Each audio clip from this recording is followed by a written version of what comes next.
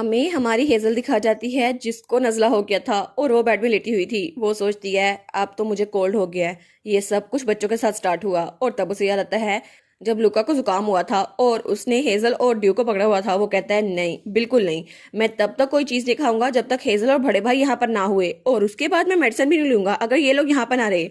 और तब वो कहता है इसके अलावा मैं किसी को नहीं देखना चाहता। और हमारी सोचती है लूका के जिद्दीपन की वजह से मुझे भी जुकाम हो गया, लेकिन हीलिंग पोशन वो फिजिकल इंजरीज के लिए होता है, इसलिए ये कोर्स पे काम नहीं करता। और वैसे भी मैंने अपने सारे स्टिमुलेंट्स यूज कर लिए जो मैंने प्रिपेयर किए थे। और अब तो टाइमिंग भी बहुत ज्यादा बुरी हो गई है। वो उठते हुए सोचती है सबसे पहले मुझे इस पेन का कुछ करना होगा। आई एम श्योर केविन में कुछ ना कुछ तो होगा। और तब वो केविन में जाती है और वहां से एक बोतल खोलती है। वो सोचती है फाइनली अब मुझे थोड़ा सा बेहतर महसूस हो रहा है, और वो पेन रिलीफ पोशन था। और तब वो सोचती है अब तो लेडी और डेजी भी यहाँ पर नहीं है और वो बच्चों का ध्यान रख रही हैं, इसलिए कैबिन कितना ज़रा एम्प्टी लग रहा है। और तब वो सोचती है ठीक है अब मुझे श्रिम्प पोरिज बनाना चाहिए, वैसे भी श्रिम्प पोरिज के अलावा मेरा नज़ला कोई नहीं ठीक कर सकता। तो तब वो कहती है अरे हाँ, ग्रैंड ड्यू का किचन, वहां पर तो श्रिम्प्स होंगे ना। और तब उसे याद आता है शेफ ने कहा था कि हमारे पास पूरा स्टॉक पड़ा हुआ है। तो वो कहती है ठीक है श्रिम्प पोरिज, मुझे श्रिम्प पोरिज ही खाना है। वो कहती है मैं पूरा का पूरा श्रिम्प उसमें रख दूंगी। और तब वो केबिन से बाहर आते हैं, लेकिन उसे एक जगह कार्ड मिलता है और वहां लिखा था हेजल गेट वेल सून, और वो कार्ड बच्चों ने ड्रॉ किया था।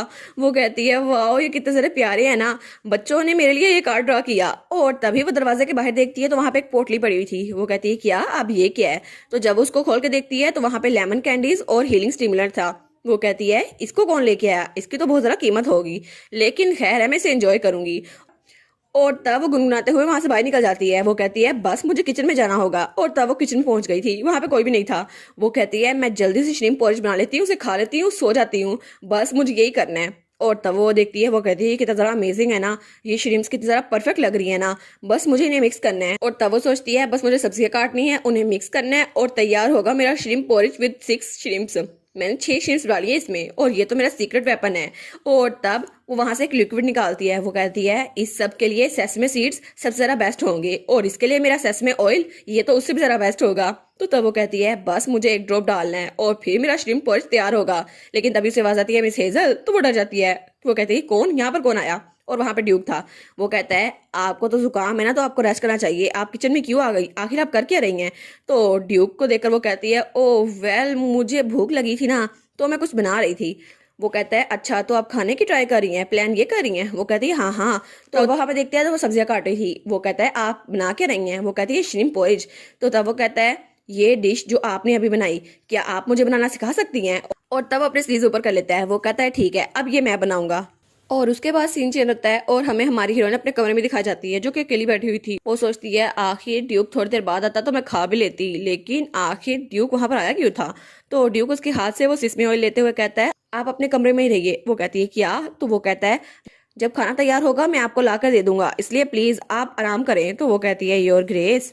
तो तब वो बहुत ज्यादा गुस्से से उसकी तरफ देखता है। वो कहती है मैंने काम खत्म कर तो लिया था, लेकिन ड्यूक की शक्ल देखकर वो कहती है ठीक है मैं जाती हूँ। और उसके फौरन बाद वो अपने कमरे में वापस आ गई थी। तो तभी दरवाजे पे दस्तक होती है। वो कहती है हाँ हाँ अंदर आ जाए। और वो सोचती है मेरा पोरिज आ गया और ड्यूक उसको लेकर आया था। वो कहती है योर ग्रेस। तो वो कहता है हाँ हाँ उठो नहीं। वो सोचती है मुझे लगा था कोई मेड लेकर आएगी, लेकिन ड्यू खुद आए हैं। तो वो कहती है थैंक यू। और जब वो पोरिज को देखती है तो वो कहती है ये कितना ज़रा मज़ेदार लग रहा है ना। और ड्यूक कहता है मैंने इसको एक बार फिर से रीहीट किया है, तो प्लीज़ केयरफुल रहना।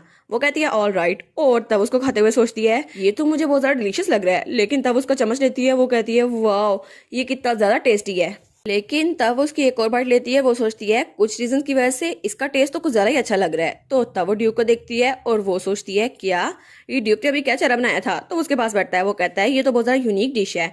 वो कहती है हाँ हाँ ये डिश मेरे लिए मेरी ग्रैंड माँ बनाया करती थी जब मैं बीमार होती थी।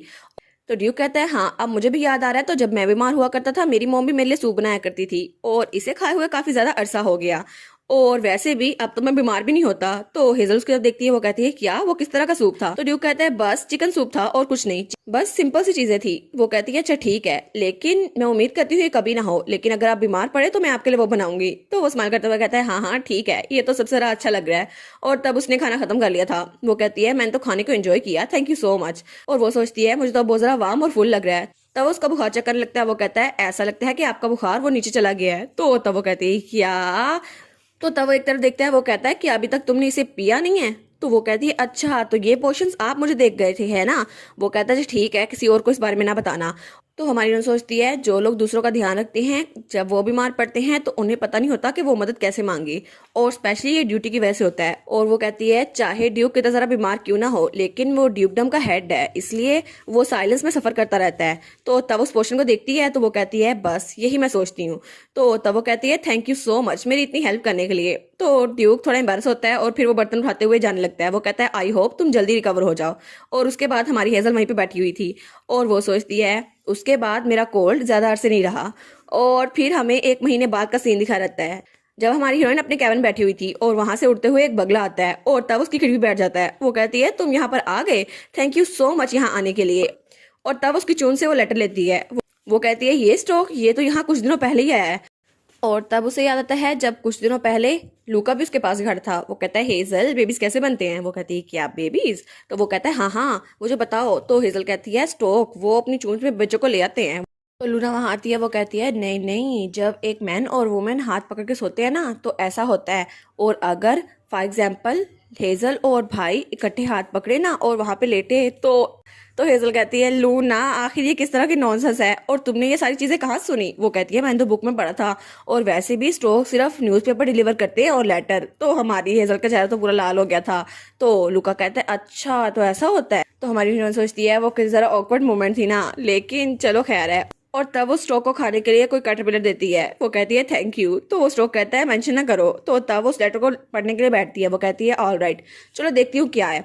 और वो न्यूज़ लेटर था मंथली विजिट न्यूज़ लेटर की तरफ से और वो स्पेशली विजिट एसोसिएशन के मेंबर्स के लिए था। वो कहती है जब मैं उस पार्टी से वापस आई थी तो विच नैनीज एक ट्रेंड बन गया था और सब बच्चों ने कहा था हमें विच नैनीज चाहिए। और तब विचेस का अनएम्प्लॉयमेंट रेट वो तो बिल्कुल खत्म हो गया और सबको वहां बुलाया गया ताकि सारी विचेस बच्चों की नैनी बन सके। और वहां पे लिखा हुआ था शॉकिंग न्यूज अब तो विचेस वर्कर की शॉर्टेज हो गई है।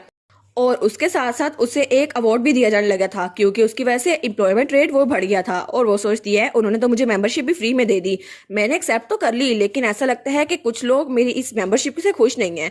तो तब उस लड़के को देख के सोचती है हालांकि इस सब में ग्रैंड ड्यूक ने बड़ा अहम किरदार अदा किया था, लेकिन आखिर उसने मेरी हेल्प क्यों की थी। तो तब वो वहां पर देखती है। वो सोचती है क्या बच्चे मेरे कमरे में आए थे, आई गेस मुझे वापस जाना चाहिए। तो तब वो वापस आती है तो बच्चे कहते हैं हेजल चलो ना पिकनिक पे चलते हैं। और वो लोग तो तैयार बैठे थे। तो हमारी उन कहती है क्या पिकनिक पे। वो कहते हैं हाँ हाँ पिकनिक पे चलते हैं। तो तब वहां पर देखती है तो वहां पर ड्यूक भी खड़ा था। वो कहते हैं हाँ और हमारे साथ भाई भी आने वाले हैं। वो कहती है क्या ड्यूक भी, लेकिन ड्यूक को कोई काम नहीं है क्या, उनको तो ऑफिस में इतना जरा काम होता है, वो हमारे साथ पिकनिक में क्यों चल रहे हैं। और इसी के साथ ये वाला पार्ट यहीं पर ख़त्म। तो आप लोग बताइएगा आप लोग को ये पार्ट कैसा लगा और वीडियो को लाइक और चैनल को सब्सक्राइब लाजमी कीजिएगा। बाकी वीडियोस का लिंक भी स्क्रीन पर नज़र आ रहा होगा तो काइंडली उनको भी चेकआउट कर ले। और thank you so much for watching my videos. Stay safe, bye bye.